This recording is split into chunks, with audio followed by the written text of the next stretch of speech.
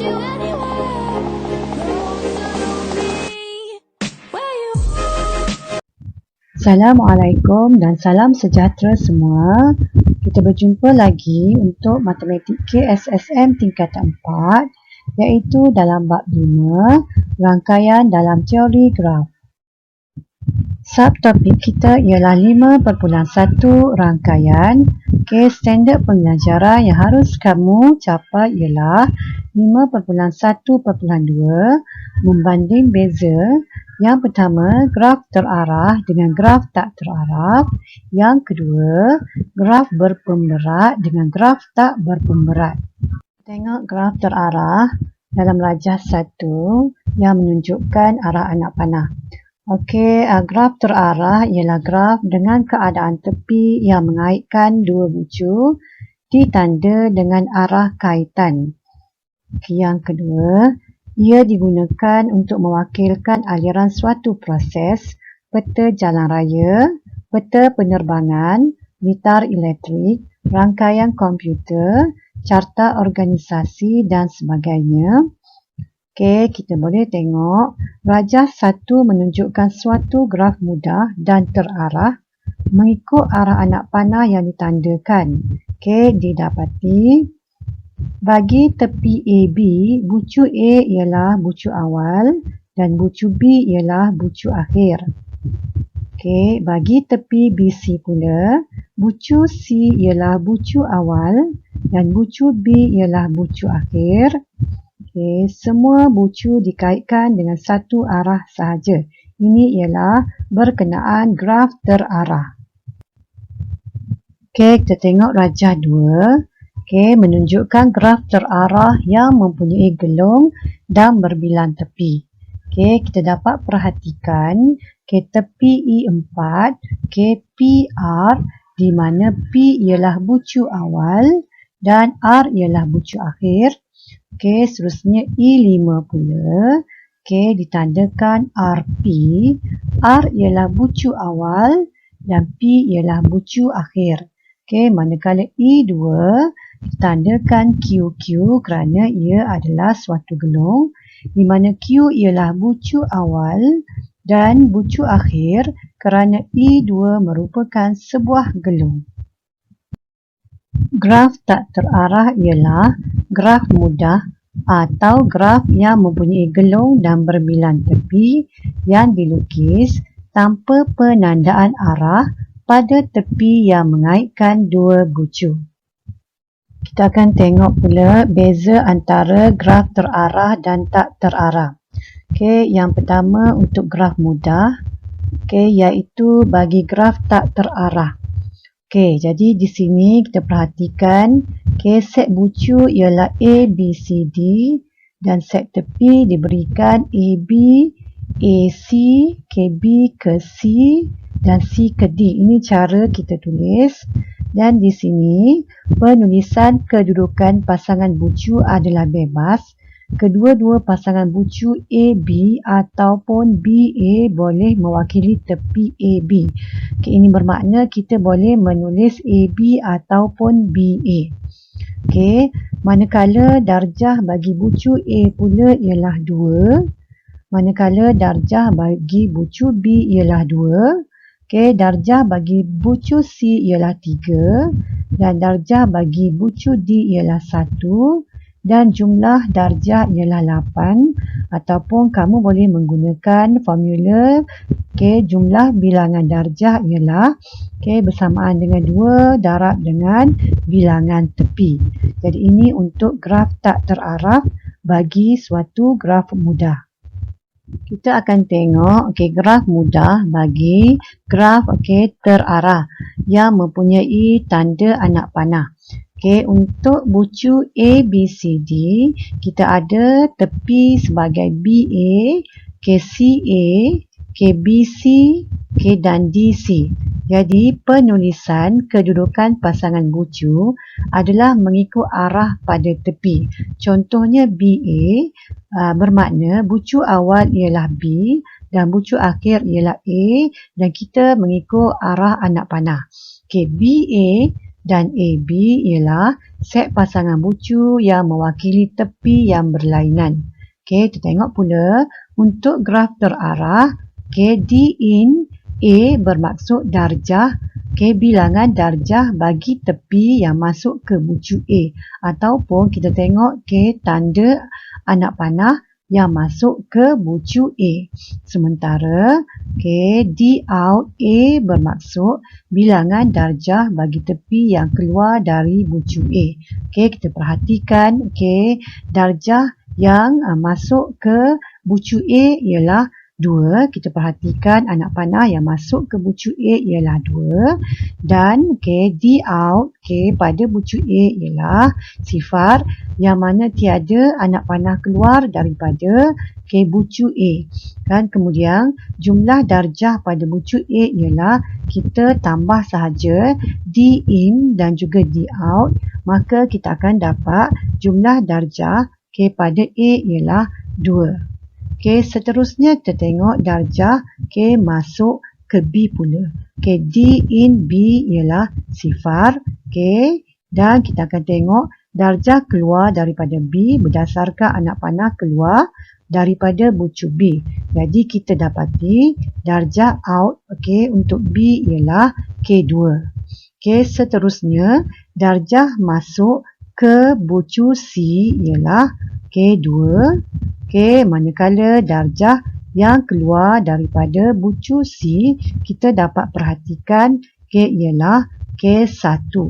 Seterusnya untuk darjah yang masuk ke bucu D pula kita perhatikan ialah sifar kerana tiada anak panah yang masuk ke bucu D.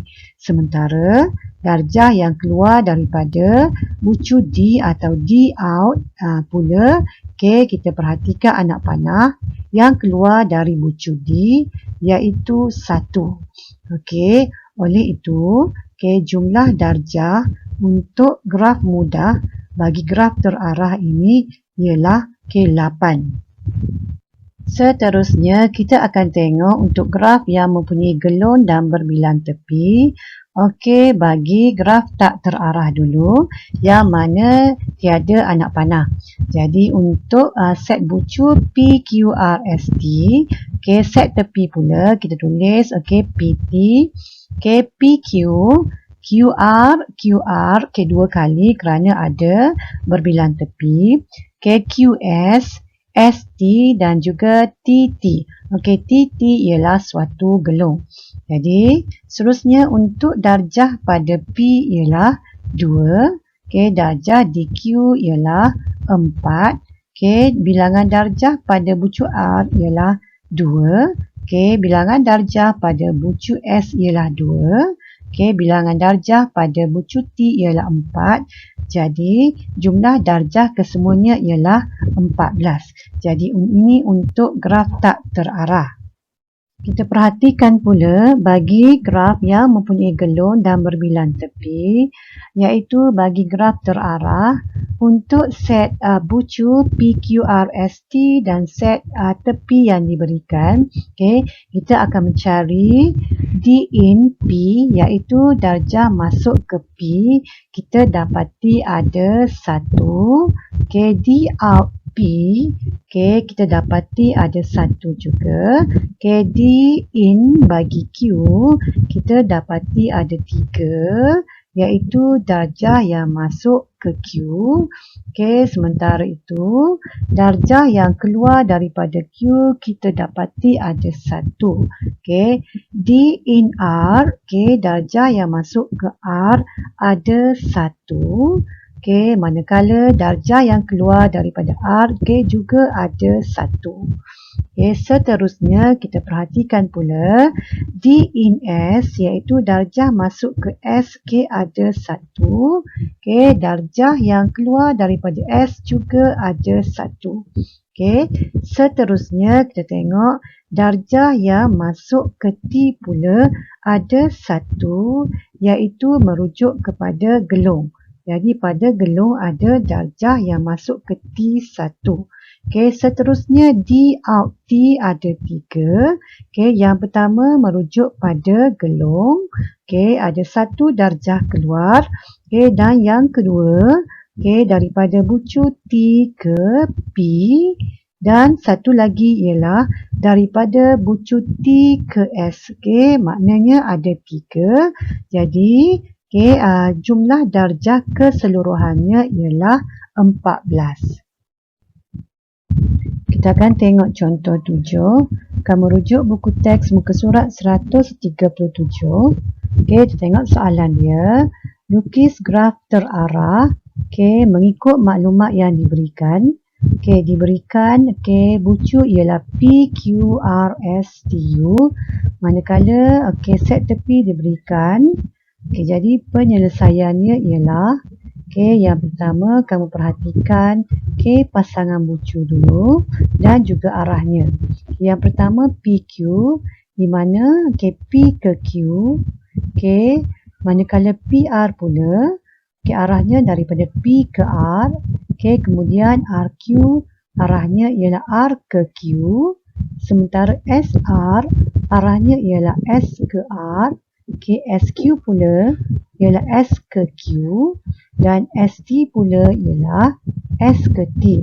Di sini didapati dua tepi dari bucu P, satu tepi dari bucu R, tiga tepi dari bucu S, manakala bucu T hanya berkaitan dengan bucu S sahaja.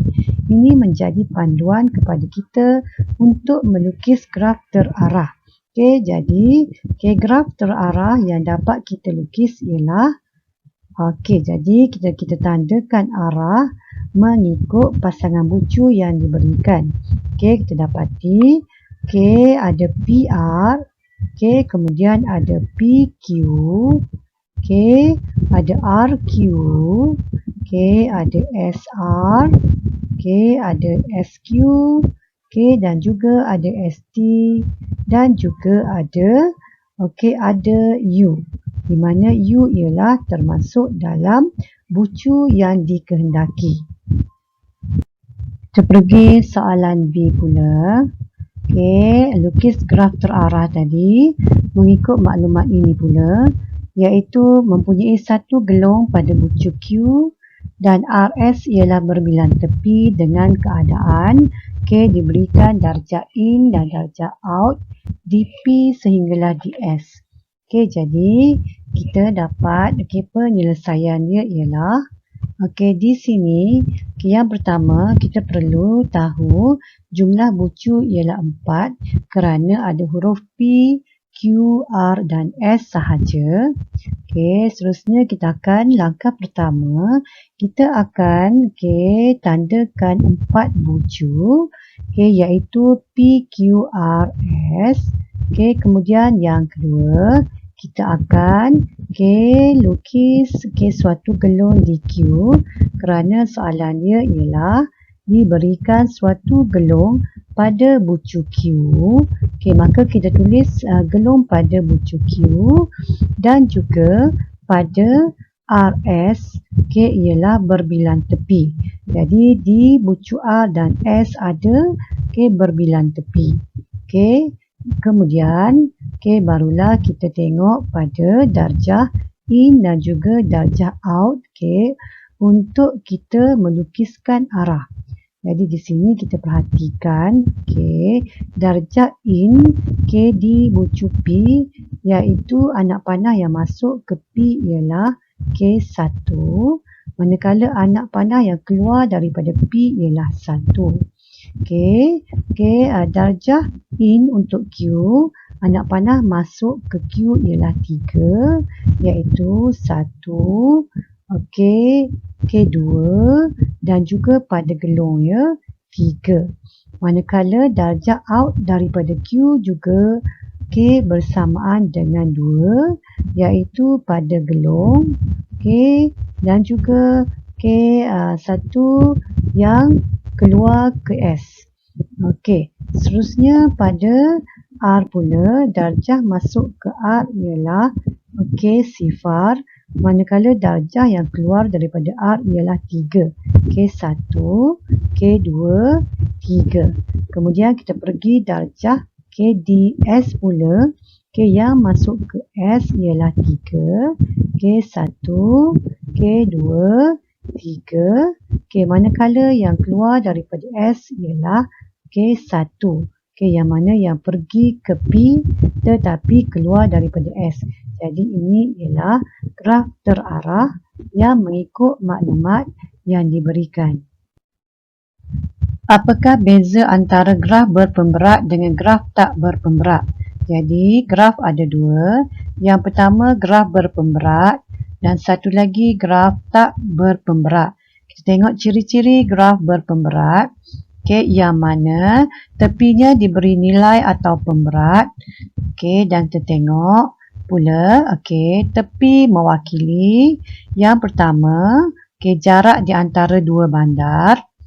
Yang kedua, okay, masa yang diambil untuk suatu gerakan. Yang ketiga, nilai arus suatu litar elektrik, okay, atau boleh mewakili kos dan sebagainya. Okay, untuk graf tak berpemberat pula, okay, tepinya tiada nilai atau pemberat yang dinyatakan. Okay, manakala tepi mengaitkan maklumat seperti yang pertama, hierarki jawatan dalam carta organisasi. Yang kedua, boleh mewakili peta alir.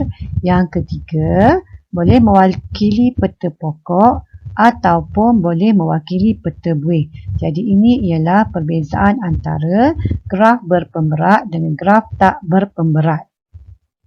Kita tengok contoh 8, buku teks muka surat 138, iaitu satu contoh untuk graf berpemberat.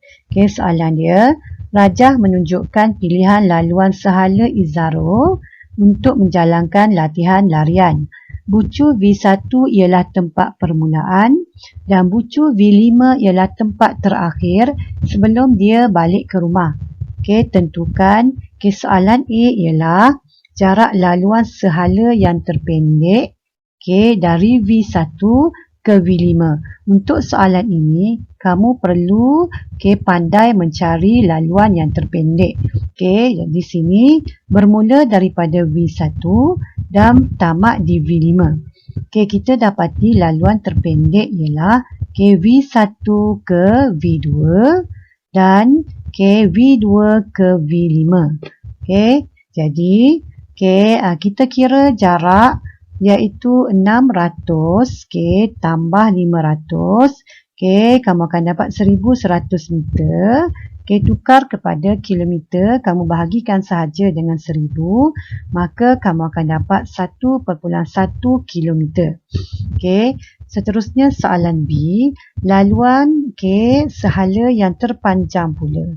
Okay, kamu kena fikirkan, okay, jalan mana yang terpanjang. Okay, di sini didapati jalan yang terpanjang daripada, okay, V1, okay, ke V2. Okay, kemudian daripada V2, okay, kita pilih ke V3. Okay, kemudian daripada V3 kita akan pilih, okay, ke V4 dan seterusnya V4 ke V5.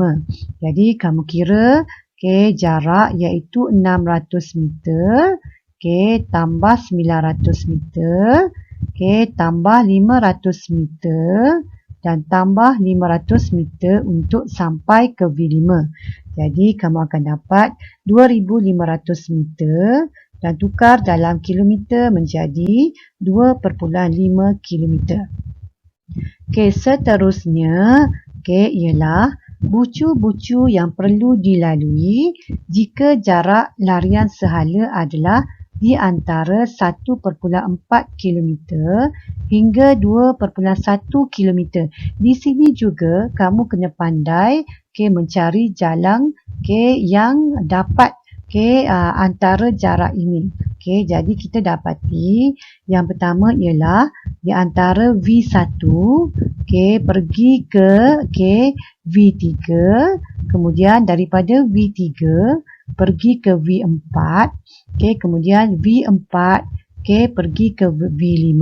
Jadi kamu kena kira 500 meter tambah 500 meter, okey, tambah 500 meter. Jadi kamu akan dapat okey 1.5 kilometer. Jadi okey, laluan ini okey memuaskan soalan. Okey, seterusnya kita tengok pula okey, laluan V1 menuju ke V2, kemudian menuju ke V4 dan seterusnya menuju ke V5. Jadi jarak dia ialah 600 meter, kamu tambah 800 meter, kemudian kamu tambah 500 meter. Di sini kamu akan dapat jawapan dia ialah 1.9 kilometer. Jadi kamu kena tahu mengira jarak dia. Jadi 1.9 kilometer berada di antara jarak 1.4 hingga 2.1 kilometer. Jadi ini jawapan untuk soalan C, bucu-bucu yang perlu dilalui.